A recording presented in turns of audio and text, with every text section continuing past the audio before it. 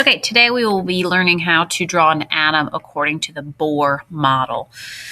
So, in order to draw an atom using the Bohr model, we need some information from the periodic table. So, I have a box here from the periodic table that tells us the element symbol, the atomic number, and the atomic mass for carbon. So, we're going to use this information to fill in our protons, neutrons, electrons, as well as draw our atom. So, first, we have to figure out the number of protons. Well, the atomic number tells us the number of protons. So, for carbon, the atomic number is 6. So, there are six protons. Protons have a positive charge. In order for an element to be balanced, it's got to have an equal charge. So because protons have a positive charge, we need to make sure that our protons are the same as our electrons, because electrons have a negative charge.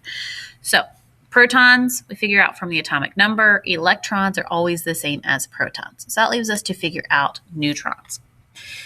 The atomic mass tells us protons plus neutrons. So in order to figure out just neutrons, we're going to take the rounded atomic mass and subtract the atomic number, because the atomic number tells us the number of protons. So for carbon, take the atomic mass, a rounded atomic mass, which is 12, minus the atomic number, which would be 6. So 12 minus 6 is 6. So that means that carbon has 6 neutrons.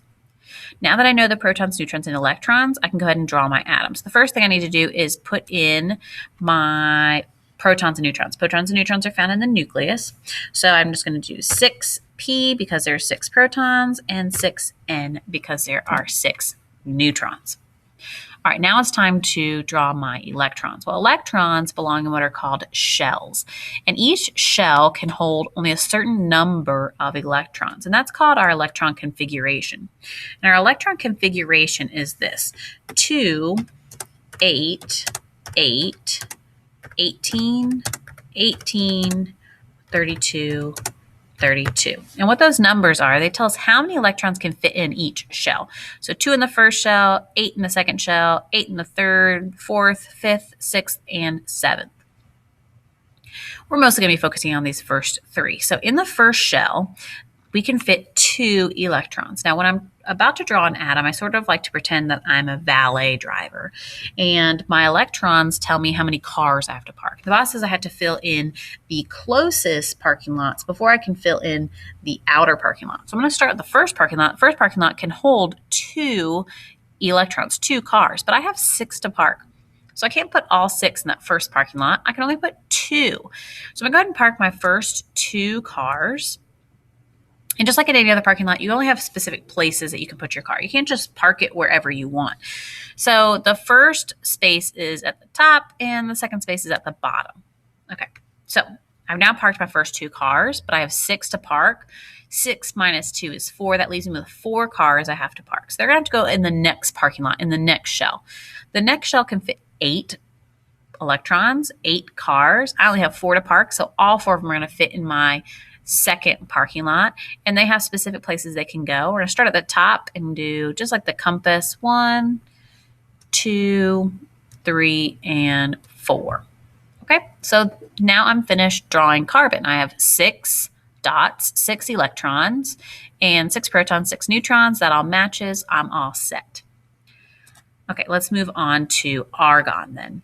Argon has an atomic number of 18 and an atomic mass of 39.948. So starting with protons, remember that number of protons is the same as our atomic number. So argon has 18 protons. Remember that in order for it to be balanced, it has to have the same number of protons as electrons. So it has 18 electrons. And now it's time to do neutrons. To do neutrons, we do the rounded atomic mass minus the atomic number. So 39.9 gives me actually 40 is my rounded atomic mass. 40 minus 18 is 22. So argon has 22 neutrons. Okay, so now that I know my subatomic particles, I can go ahead and put them in. I have 18 protons. I have 22 neutrons. Now it's time to draw my electrons.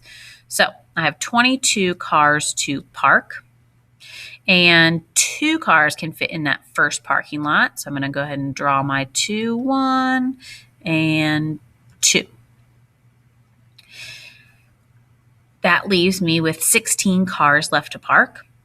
8 cars can fit in the next parking lot. So I'm going to go ahead and park those cars. 1, 2, 3, 4, 5, 6, 7, and 8. Okay, so that's only 10 and I have 18 to park. So that means I am in need of another orbital. So another shell. So I'm going to have to draw another shell here. Okay. We're just going to send it to the back. Okay, just move it so that it evens up. Okay, so I have 8 more cars to park because I parked 2. Then I parked 8. That's 10. 18 minus 10 leaves me with 8. Well, 8 cars can fit in the third parking lot, so I'm going to go ahead and park those. 1, 2, 3, 4, 5, 6, 7, and 8. So if I were to count those up, I have 1, 2, 3, 4, 5, 6, 7, 8, 9, 10, 11, 12, 13, 14, 15, 16, 17, 18. That's how many I'm supposed to have. 18 protons, 22 neutrons, all that matches up. So I am finished. Just make sure that your electrons add up to what you have here and that you're parking them in their correct spots. Okay, that's it for today.